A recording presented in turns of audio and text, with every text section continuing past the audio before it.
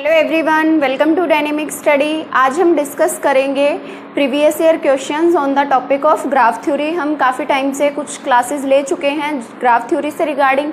अगर आपने graph theory से रिगार्डिंग क्लासेस नहीं देखी हैं और देखना चाहते हैं तो आप प्ले लिस्ट में जाके देख सकते हैं। तो चलिए स्टार्ट करते हैं क्वेश्चंस। फर्स्ट क्वेश्चन दिसंबर 2012 में पूछा गया था। क्वेश्चन क्या है? Consider the tree given below. हमें एक ट्री गिवन है using the property of eccentricity of A vertex. हमें प्रॉपर्टी यूज करनी है eccentricity of A vertex. Eccentricity of vertex भी हम फाइंड कर चुके हैं क्लासेस वाली सीरीज में। तो इसेंट्रिसिटी ऑफ ए वर्टेक्स क्या था हमारा कि जो भी हमारी मैक्सिमम पॉसिबल डिस्टेंस होता है एक वर्टेक्स से दूसरे वर्टेक्स के बीच में, वो क्या होती है? इसेंट्रिसिटी उस वर्टेक्स की। Find every vertex that is centre of a tree. हमें हर वर्टेक्स फाइंड करना है जो इस ट्री के लिए सेंटर है। और सेंटर क्या था वो भी हम डिस्कस कर चुके हैं। सेंटर क्या था हमारा कि वो पर्टिकुलर वर्टेक्स जिसकी मिनिमम इसेंट्रिसिटी हो। तो चलिए देखते हैं इसमें हमारा कौन सा सेंटर होगा इस ट्री के लिए। तो सेंटर निकालने के लिए हमें सबसे पहले तो इसेंट्रिसिटी फाइंड करनी पड़ेगी। और इसेंट्रिसिटी हमने कैसे फाइंड की थी कि जो भी हमारा मैक्सिमम पॉसिबल पाथ होगा एक वर्टेक्स से दूसरे वर्टेक्स के बीच में, वो हमारी इसेंट्रिसिटी होगी। अब फॉर एग्जांपल हम ए से स्टार्ट करते हैं कि ए की इसेंट्रिसिटी क्या होगी। अगर हम इधर से काउंट करें 1 2 3 4, मैक्सिमम पॉसिबल पाथ मीन्स कितने एज हमने कवर किए हैं। 1 2 3 4, 4 हुए, 1 2 3 4 5।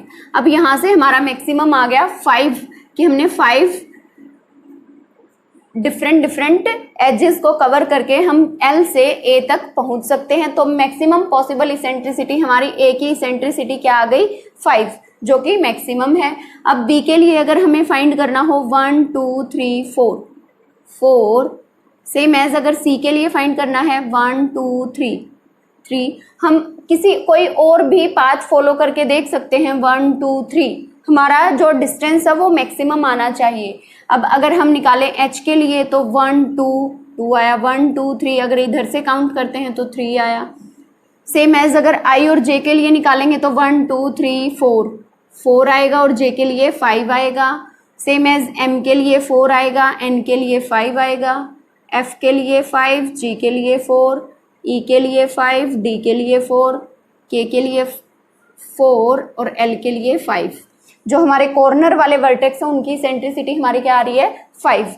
तो यहाँ पे हमारी मैक्सिमम पॉसिबल इसेंट्रिसिटी क्या हुई? 5। अगर यहाँ पे पूछा जाता कि डायामीटर क्या होगा इस पर्टिकुलर ट्री के लिए तो हमारा क्या होता? डायामीटर 5। डायमीटर क्या था? Maximum possible eccentricity. अगर यहाँ पे पूछता कि रेडियस क्या होगी इस ट्री के लिए तो रेडियस क्या थी? Minimum eccentricity. तो मिनिमम क्या इसेंट्रिसिटी है हमारी? 3। लेकिन इस क्वेश्चन में क्या पूछा है? सेंटर ऑफ ट्री, कि इस ट्री के लिए सेंटर क्या है। तो सेंटर क्या था हमारा? वो वर्टेक्स जिसकी मिनिमम इसेंट्रिसिटी है। तो कौन कौन से वर्टेक्स हैं हमारे? C and H। दो ऐसे वर्टेक्स है जिनकी मिनिमम इसेंट्रिसिटी है। और ये भी हम डिस्कस कर चुके हैं कि जो इसेंट्रिसिटी हमारी फाइंड होती है वो सेंटर जो हमारा फाइंड होता है वो या तो यूनिसेंट्रिक होगा या तो बाइसेंट्रिक होगा। दो सेंटर से ज़्यादा पॉसिबल नहीं हो सकता। तो C एंड H हमारा कौन सा पॉसिबल चॉइस है? Option D will be the correct answer for this question. तो अगर इस टाइप से इसेंट्रिसिटी से हमारा कोई क्वेश्चन आता है, चाहे डायमीटर फाइंड करना हो या सेंटर या फिर रेडियस, तो आई थिंक आप लोग इजीली सॉल्व कर सकते हैं उस क्वेश्चन को। तो चलिए नेक्स्ट क्वेश्चन क्या है हमारा? ये क्वेश्चन जुलाई 2016 में पूछा गया था। The number of different spanning tree, हमें डिफरेंट स्पैनिंग ट्रीज फाइंड करने हैं इन कंप्लीट ग्राफ के 4 एंड बाइपर्टाइट ग्राफ के 2 2 हैविंग डैश एंड डैश। तो हमें कंप्लीट ग्राफ विद 4 वर्टेक्स उसके लिए डिफरेंट स्पैनिंग ट्री फाइंड करने हैं और कंप्लीट बाइपर्टाइट ग्राफ के 2, 2 के लिए डिफरेंट स्पैनिंग ट्री फाइंड करने। तो कंप्लीट ग्राफ विद 4 वर्टेक्स, ये मैंने प्रीवियस क्लास में जब स्पैनिंग ट्री का टॉपिक डिस्कस किया था तो वहां पे भी मैंने मेंशन किया था कि आप उस फॉर्मूला को नोट डाउन कर लीजिए। इसके लिए हमारे पास फॉर्मूला होता है। फॉर्मूला क्या था कंप्लीट ग्राफ के लिए? n⁻n-2। यहाँ पे n की वैल्यू क्या है? 4। Complete graph with 4 vertex. तो 4⁻4 - 2 दैट मीन्स 4⁻2 मीन्स 16। हम K4 complete graph with 4 vertex से 16 डिफरेंट स्पैनिंग ट्री जनरेट कर सकते हैं। तो यहाँ से हमारा ऑप्शन A और ऑप्शन D रॉन्ग हो गए हैं, जिनको चेक करने की नीड नहीं है क्वेश्चन को इस तरीके से सॉल्व करना है, पहले देखना है कि अगर कोई ऑप्शन एलिमिनेट होता है तो सबसे पहले उसको एलिमिनेट कीजिए। तो एक ग्राफ के लिए अगर हमने स्पैनिंग ट्री फाइंड किए हैं तो उससे हमारे 2 ऑप्शंस एलिमिनेट हो गए हैं। अब जो ऑप्शन बी और सी है इनमें K4 के लिए तो सेम दिया है 16 स्पैनिंग ट्री, लेकिन K2,2 जो बाइपर्टाइट ग्राफ है उसके लिए एक में 14 दिया है, एक में 4 दिया है, तो इसको हमें फाइंड करना होगा। तो जो बाइपर्टाइट ग्राफ है हमारा वो क्या होता है, बाइपर्टाइट ग्राफ के अंदर जो हमारे वर्टेक्स होते हैं वो 2 ग्रुप्स में डिवाइड होते हैं और एक ग्रुप के वर्टेक्स आपस में कनेक्टेड नहीं होंगे, दूसरे ग्रुप के वर्टेक्स से कनेक्टेड होंगे।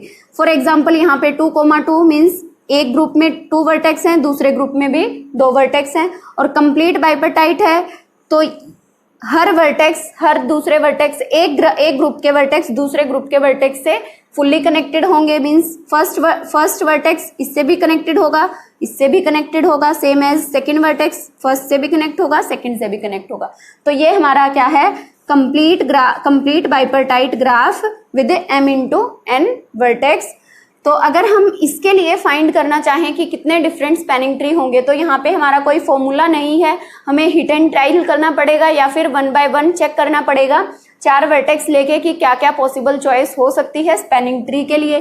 तो 4 वर्टेक्स हैं, एज क्या क्या है 1 2 3 4 ही एज हैं। तो स्पैनिंग ट्री के लिए सबसे पहले तो वो ट्री होना चाहिए और सारे वर्टेक्स कवर होनी चाहिए। तो सारे वर्टेक्स हमने नोट डाउन कर लिए हैं, एक एज लगाया, ठीक है, तब तक हमारा स्पैनिंग ट्री नहीं हुआ क्योंकि सारे वर्टेक्स आपस में कनेक्टेड नहीं है। फॉर एग्जांपल एक ये एज लगा दिया, अब भी हमारा स्पैनिंग ट्री नहीं बना। अब अगर एक और वर्टेक्स लगा देते तो ये हमारा एक स्पैनिंग ट्री जनरेट हो गया है इस पर्टिकुलर ग्राफ से। सेम अगर कोई और ओरिएंटेशन बनाने की कोशिश करें तो पॉसिबल चॉइस हो सकती है कि हमने ये दोनों एज ले लिए और इस बार हमने ये वाला एज कंसीडर कर लिया, तो हमारा ये second different spanning tree generate हो गया है इस पर्टिकुलर ग्राफ के लिए। अदर पॉसिबल चॉइसेस क्या हो सकती है हमारे पास, फॉर एग्जांपल हमने डायगोनल वाले जो एज थे वो ले लिए, एक में हमने ये वाला एज ले लिया और दूसरे ग्राफ में हमने ये वाला एज ले लिया। तो यहाँ पे हमारा ये थर्ड और ये फोर्थ, हमारे यहाँ पे 4 डिफरेंट स्पैनिंग ट्री जनरेट हो गए हैं इस कंप्लीट बाइपर्टाइट ग्राफ से। तो इसको हमें 1 बाय 1 चेक करना पड़ेगा, यहाँ पे हमारे 4 ही स्पैनिंग ट्री जनरेट होंगे। तो इसके लिए जो पॉसिबल आंसर होगा वो क्या होगा, कंप्लीट ग्राफ के लिए 16, कंप्लीट ग्राफ विद 4 वर्टेक्स के लिए 16 और कंप्लीट बाइपर्टाइट ग्राफ के लिए हमारे total 4 different spanning tree generate हुए हैं। तो यहाँ से हमारा ऑप्शन सी करेक्ट हो गया है। तो आई थिंक स्पैनिंग ट्री वाला क्वेश्चन और इसेंट्रिसिटी वाला क्वेश्चन आप लोगों को अच्छे से क्लियर हो गया होगा। अगर कोई भी क्वेश्चन इस टाइप से एग्जाम में आता है तो आप लोगों से मिस्टेक नहीं होगा। और आई थिंक ये वीडियो आपको लोगों के लिए हेल्पफुल रहेगी और इससे रिगार्डिंग जो भी हम जिन टॉपिक्स को हम कवर कर चुके हैं हम पहले उन टॉपिक्स से रिगार्डिंग प्रीवियस ईयर क्वेश्चंस करेंगे। और तब तक के लिए thank you so much guys for watching this video. और अगर वीडियो पसंद आई है तो वीडियो को लाइक एंड शेयर करना ना भूलें। All the best for your future.